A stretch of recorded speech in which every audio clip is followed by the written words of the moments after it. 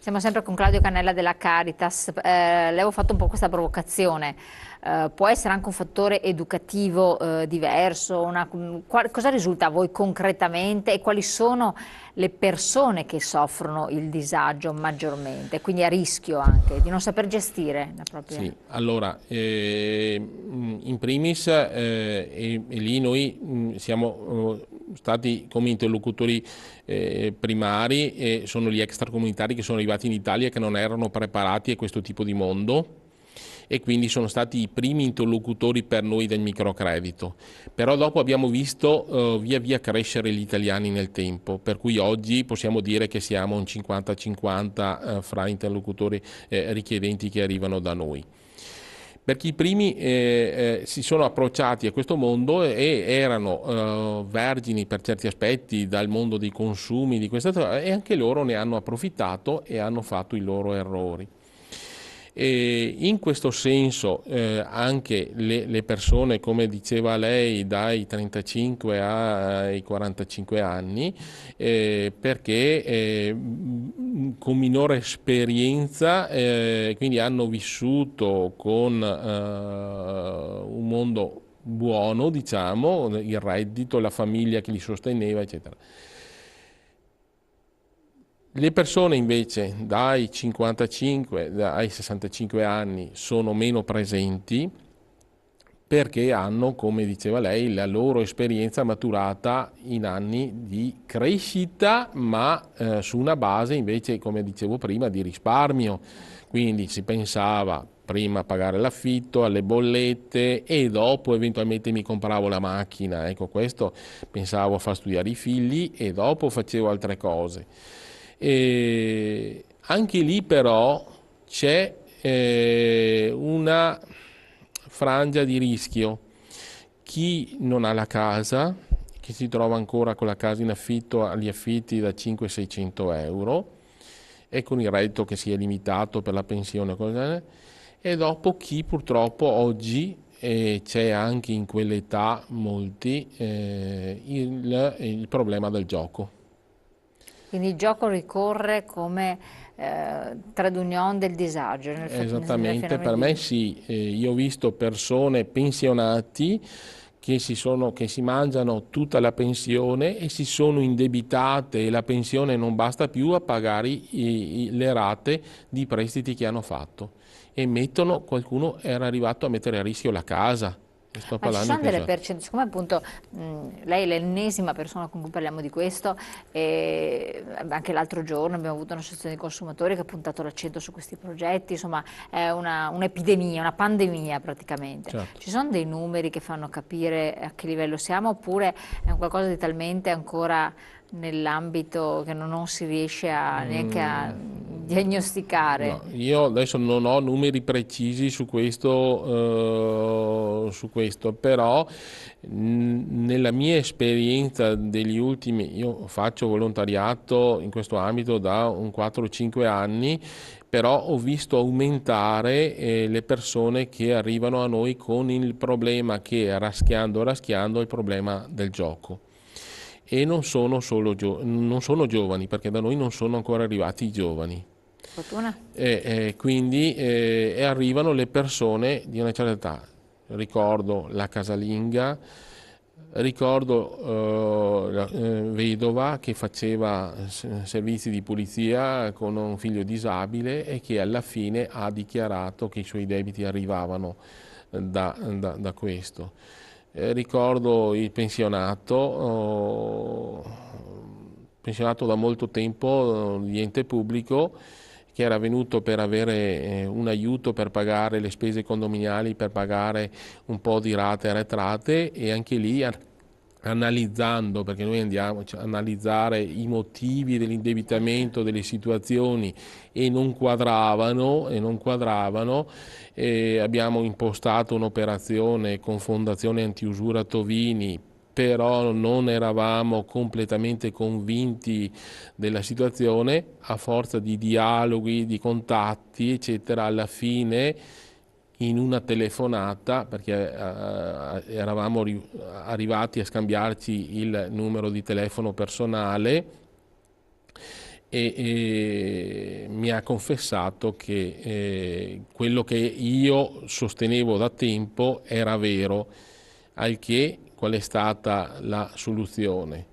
Eravamo già ben avviata la pratica, che dopo vi racconterò un po' di Sì. Fondazione Tovini, e ho detto sì, allora tu lunedì vieni da noi al centro di ascolto, però vieni con tua moglie e ne parliamo insieme, perché la signora nulla sapeva, sospettava e con le lacrime agli occhi ha confessato alla moglie la situazione.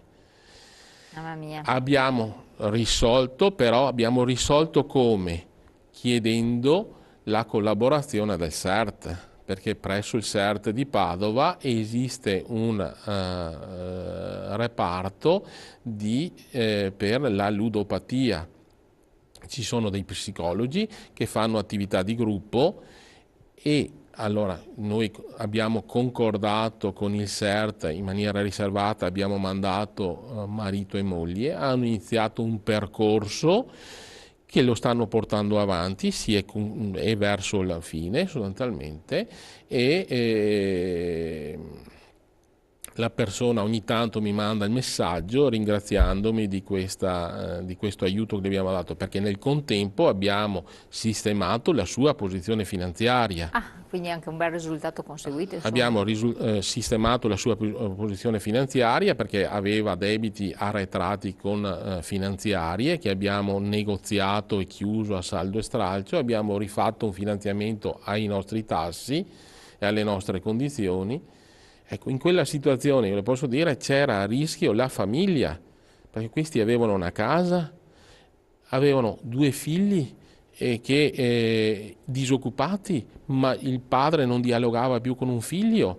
Cioè, quindi Ci sono anche, ecco, a volte nel disagio c'è un ulteriore disagio di carattere familiare, emerge sempre questo, che ci sono anche problemi che non sono stati risolti, che non trovano soluzione, certo, però è la famiglia poi che nel suo interno può trovare la soluzione di questo, non il singolo individuo. sì, le forze sono nella famiglia. Noi come Caritas crediamo nella famiglia. È il primo nucleo della nostra società, è la base della nostra società e lì dobbiamo investire, Però ci vuole la aiutando. volontà sostanzialmente di Ci venirne vuole la fuori. volontà e dove non arriva ci vuole però anche la disponibilità a farsi aiutare. E Quindi questi sono i casi. l'umiltà, un minimo di... L'umiltà, ecco, di arrivare.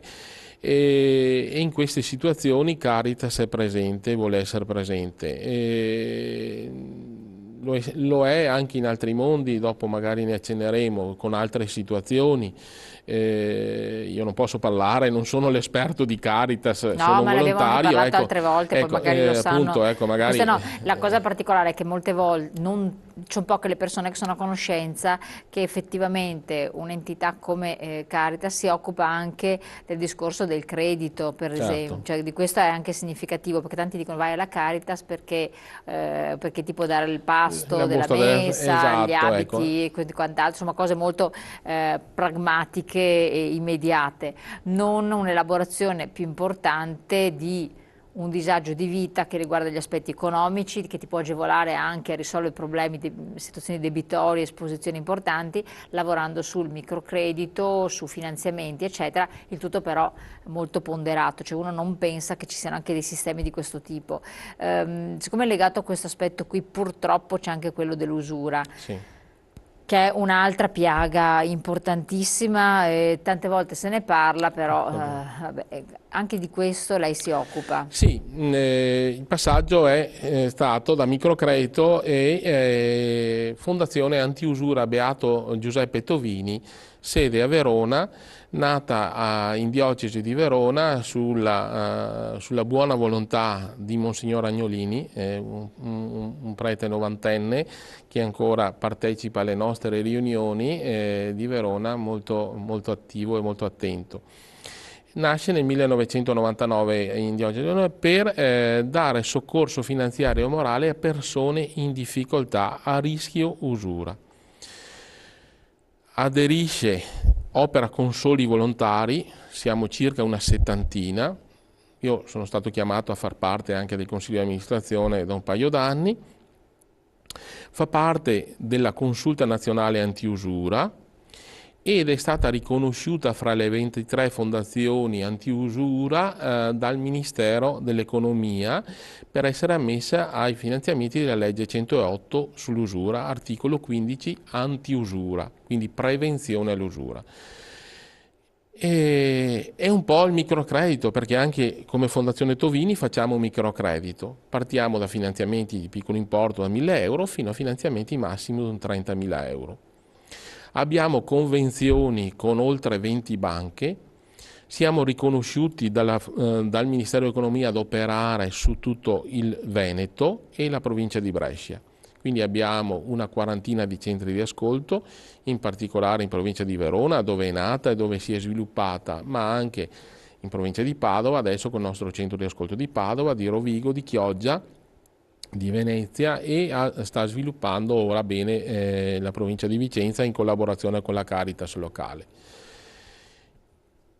Rileviamo le stesse cose che abbiamo citato, cioè i nostri interlocutori sono un po' gli stessi per quanto riguarda il microcredito, ma invece è un po' di più quando parliamo di importi superiori, quindi lì affrontiamo soprattutto l'indebitamento che può portare all'usura, perché il passaggio è breve. Quindi anche quei casi che io ho citato della persona che gioca, quello è stato risolto con un prestito di Fondazione Tovini. Quando è che c'è da mettersi in allerta e si entra? Questa è stata una domanda, perché più volte abbiamo parlato dell'usura e alcuni ci hanno scritto dicendo: ma come si fa a capire se un prestito è usuraio? Allora, i prestiti ufficiali non sono usurai. Non sono usurari perché le finanziarie e le banche sono attente a stare nell'ambito dei Però tante massimali. volte è proprio la banca che però ha applicato dei tassi che sono risultati usurai. È stato prima che venissero dei parametri precisi, venissero messi dei parametri precisi. Adesso le banche poi sono state accusate, c'è stata tutta l'azione delle associazioni dei consumatori per l'anatocismo e quello, interessi, c'è quel rischio, sostanzialmente c'è stato quel rischio. E in quel momento là, in quegli anni prima che la legge fosse fatta e fosse chiarito, c'era tassi che paventavano l'usura. Oggi c'è attenzione da parte del sistema sotto quell'aspetto lì, quindi mi pare che i tassi antiusura per un prestito siano attorno al 15-16%, quindi i tassi effettivi da parte delle banche, delle finanziarie su prestiti non superano quelli. Mentre per le carte revolving, che sono una cosa micidiale, il tasso... Quindi attenzione a queste benedette carte revolving. Esatto, il tasso lì di usura è di usura se supera il 20%, quindi però parliamo di tassi del 20% e quindi su quello, ecco, e purtroppo quella lì è un dramma oggi di utilizzatori di finanziamenti che utilizzano le carte revolving a queste condizioni di tasso. Perché lì si paga continuamente interessi e non si vede mai il fondo del debito. Ecco, questa è un po' la situazione, perché poi si è invitati a riutilizzare. Ecco, quindi estrema attenzione alle carte revolving, ecco, questo da parte mia posso dire. Quindi voi agite sostanzialmente, esatto. Ecco, Fondazione Tovini, nata nel 99, usufruisce di questi fondi per dare garanzia, non fa credito diretto ma dà garanzia, dà consulenza, anche lì siamo sempre le stesse persone per certi aspetti che mettono in campo la loro esperienza di padri di famiglia e di ex bancari per valutare la situazione familiare nel suo complesso e trovare le giuste soluzioni, che possono essere sì per la spesa importante, ma i casi che e quindi col microcredito quella la affrontiamo, l'acquisto dell'auto, il pagamento dell'affitto, delle bollette arretrate e cose di questo tipo. Invece con la ristrutturazione del finanziamento, ecco, allora lì negoziamo con le finanziarie piani di rientro, li assolviamo noi, facciamo situazioni di questo tipo. Quindi chi è in difficoltà si può rivolgere a noi per queste situazioni. Noi abbiamo deliberato circa 6 milioni di euro di finanziamenti. Abbiamo ancora ampie possibilità di soluzioni e di affrontare situazioni. Abbiamo un'insolvenza non elevatissima, perché parliamo di un 10-11%. Come microcredito Caritas siamo all'incirca quello anche noi, siamo sul 10-12%, quindi questo perché valutiamo con attenzione e ribadiamo che il nostro è un credito, non è una elargizione. Questo è fondamentale, aver ben preciso questo, magari chi Ecco, si fa false illusioni, insomma. sì, ecco, perché purtroppo ecco, chi arriva da noi anche come microcredito inviate dai centri di ascolto Caritas, dal parroco, dall'assistente sociale, viene da noi pensando di aver risolto i suoi problemi a priori e invece si trova di fronte al no o alle difficoltà, nel senso di dire noi diciamo guardi, noi le faremo tante domande e lei si troverà a dire ma sono in Caritas o sono in banca? Il nostro è un lavoro preparatorio per la banca, quindi la risposta è più o meno la stessa, voglio dire, solo che noi abbiamo strumenti diversi, quindi la banca è un no secco, magari il nostro Certo. cerchiamo che diventi un sì, ecco, dove ci sono però le possibilità. Ecco, quello che voglio chiedere, siccome anche voi non credo che facciate così, soprattutto quando si parla di credito beneficenza, perché il sistema bancario invece, che dovrebbe essere quello che fa sostanzialmente il vostro lavoro, perché nulla viene dato per nulla e quindi non lo fa invece? E quindi c'è addirittura bisogno di un'intermediazione sulla già intermediazione al denaro che avviene.